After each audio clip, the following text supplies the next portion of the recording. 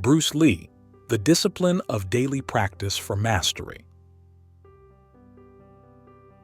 Why is it that some individuals achieve a mastery so profound that their very actions become a source of inspiration for the world? Mastery, this concept that eludes so many, is not simply about being the best or even about perfecting a skill. It is about the transformative journey that occurs within when one commits to the discipline of daily practice. I am Bruce Lee, and you may know me from my films, my martial arts, and perhaps my philosophy. Today, I'm not here to teach you how to throw a punch or a kick, but to share with you something far more valuable: the discipline of daily practice for mastery. This is the essence of my philosophy, which has guided not only my martial arts but every aspect of my life. Let's start with the foundation, the bedrock of mastery: daily practice. It's not about grand gestures or sporadic bursts of effort. It's the quiet, persistent daily work that accumulates over time. It's about doing your best every single day, no matter the circumstances. It's about building a bridge between the discipline of practice and the achievement of mastery. Click subscribe to this channel to get more profound lessons from the legend. When you watch my films, you see the result of endless hours of practice, each movement honed through repetition and dedication. You don't see the sweat, the frustration, the moments of doubt that are an integral part of the journey. Every kick, every punch, every movement was practiced repeatedly until it became as natural as breathing. Consider the way water shapes the landscape through persistence, not force. It flows, it adapts, it makes its way through rock not by sheer power but by persistence. Be water, my friend, as I often say. This is how you must approach your practice. It must flow daily, adapt to the circumstances, and never cease. In your own journey toward mastery, remember that it is not about the accumulation of knowledge, but the refinement of it. It's not about how many punches you can throw, but how precise and effective each punch is. Quality over quantity. This is the first lesson. Consider the significance of this in your life. How often do you focus on doing more rather than doing better? Now, think about the bamboo. It grows steadily, day by day, until it becomes strong and flexible. It does not rush its growth, nor does it cease. This is the type of growth you should seek in your practice. Not rushed, not sporadic, but consistent and resilient. To achieve mastery, you must also understand the importance of self-awareness. Know yourself, your strengths, your weaknesses, and work on them every day. Knowing is not enough. We must apply. Willing is not enough. We must do. This philosophy demands action, not just thought. It demands that you apply yourself in practice every day. Now let me tell you a story from my life. When I was developing my martial arts style, Jeet Kune Do, I did not simply rely on my foundation in Wing Chun, nor did I rest on my achievements. Every day was a process of discovery, of refining techniques and adapting new ones. My daily practice wasn't just about physical training.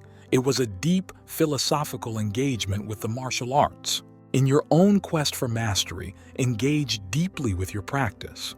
It's not just about the hours you put in, but the depth of your focus during those hours. Are you present, or is your mind elsewhere? Are you engaged, or are you just going through the motions? True practice demands your full attention. Another key component in the discipline of daily practice is balance. You must balance your practice with rest, your work with reflection, your physical training with mental and spiritual development. After all knowledge simply means self-knowledge.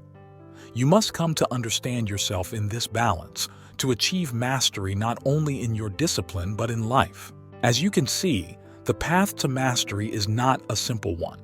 It is complex, challenging, and requires a deep commitment to daily practice. Now, consider this. What does mastery mean to you? Is it the accolade, the achievement, or is it the person you become through the discipline of getting there? This concludes our first lesson on the discipline of daily practice for mastery. Remember, it's about quality, persistence, self-awareness, and balance. As you contemplate these points, think about how they apply to your life and your path to mastery. I'll leave you with one final thought before we continue to the next lesson. If you love life, don't waste time, for time is what life is made up of. Use your time wisely, engage in your practice daily, and let every moment be a step towards mastery. The art of absorption, embracing the process for authentic mastery. In the quest for mastery, the next vital lesson revolves around the art of absorption. This is not merely about learning in a conventional sense.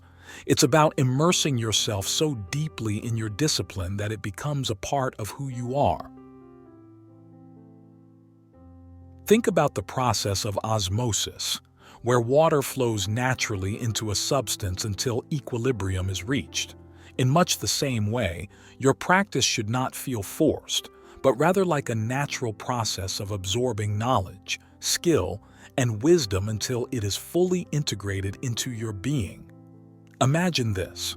When I was learning to perfect my punches, I didn't just throw my arm out aimlessly.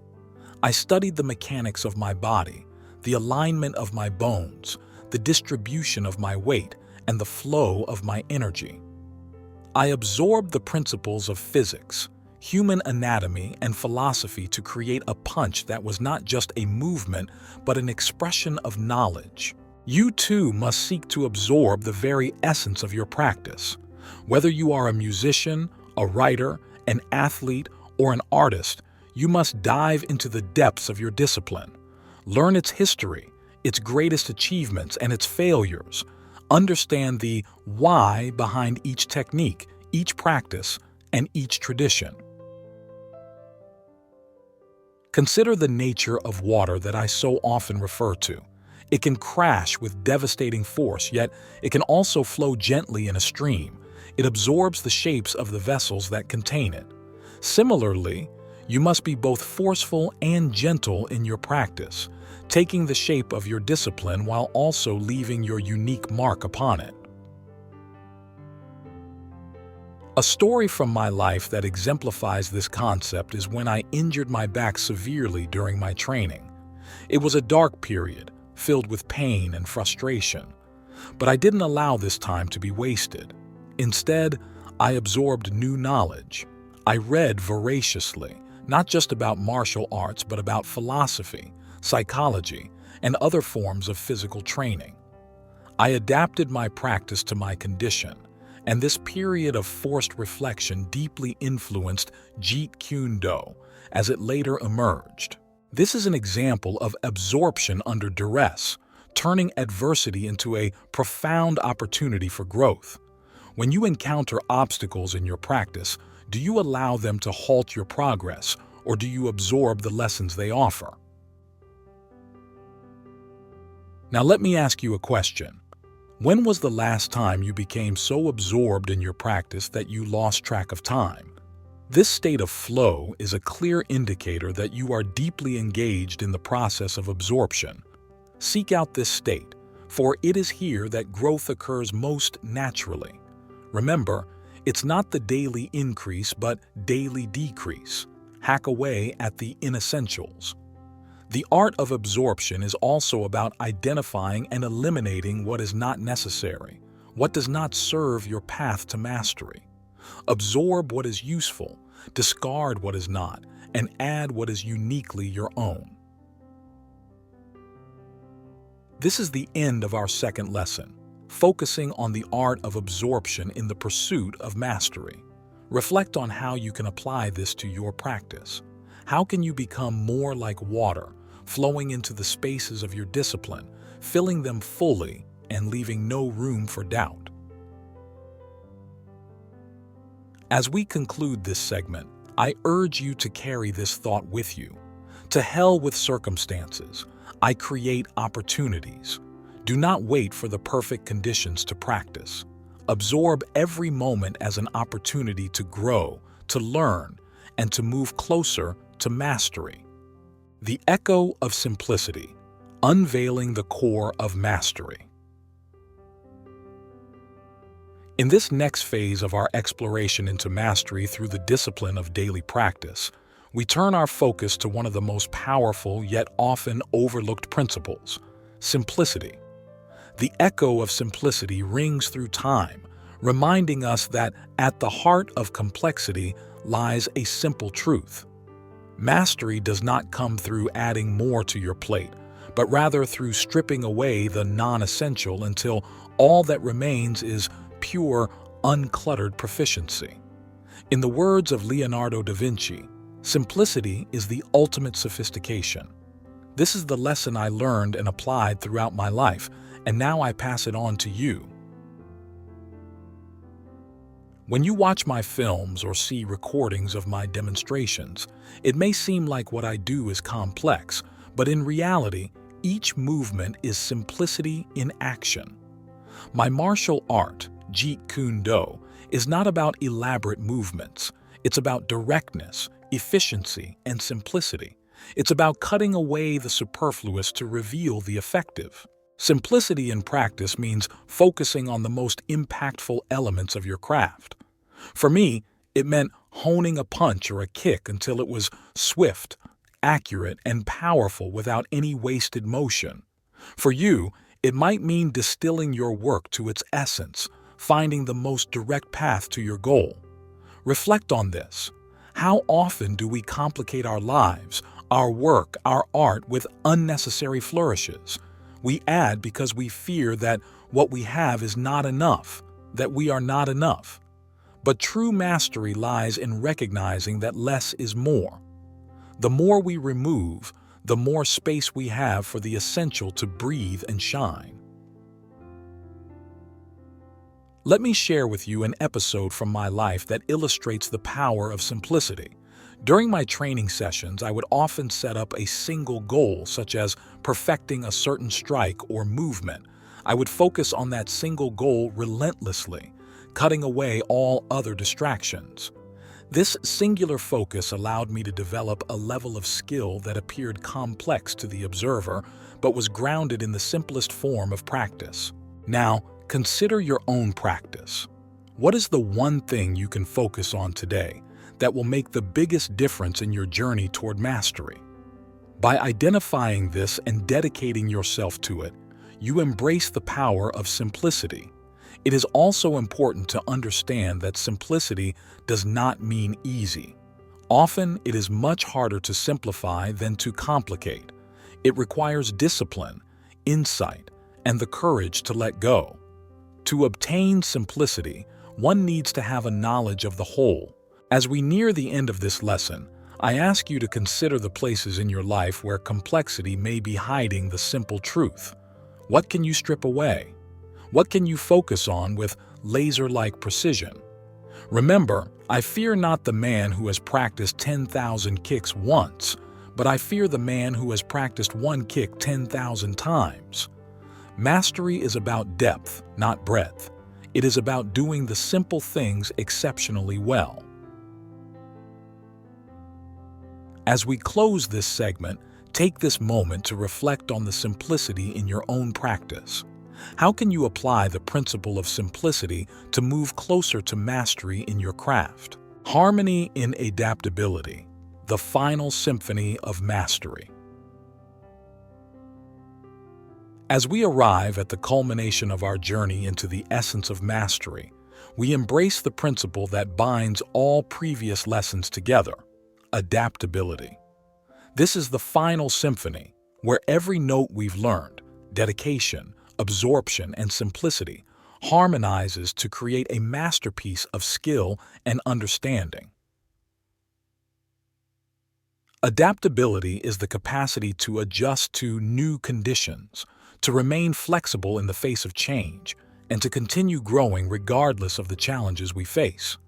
It is the lifeblood of mastery, For without it, even the most skilled practitioner becomes obsolete, like an old tune forgotten with time. In my own path, adaptability was not just a concept, it was the cornerstone of Jeet Kune Do. It is a martial art form that is not fixed or patterned, and it emphasizes the philosophy of adaptability. Be water, my friend, as I often said, for water is the ultimate adapter, flowing or crashing, whichever is called for.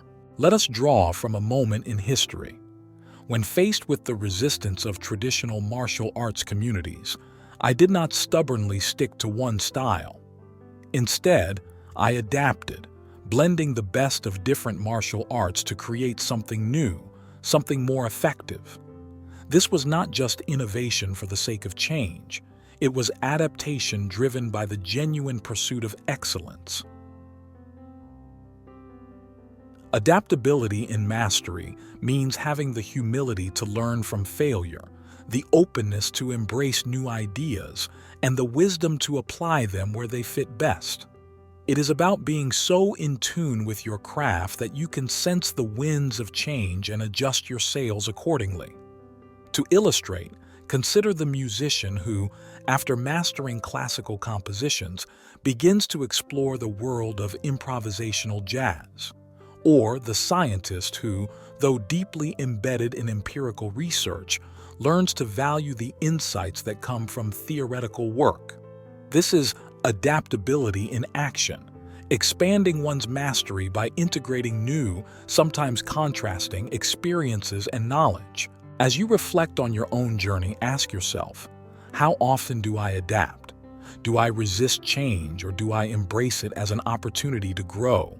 Remember, the environment around us is constantly evolving, and so must we if we are to maintain our relevance and effectiveness. In closing this final lesson, I encourage you to view adaptability not as a challenge to your foundation, but as an enhancement of your repertoire.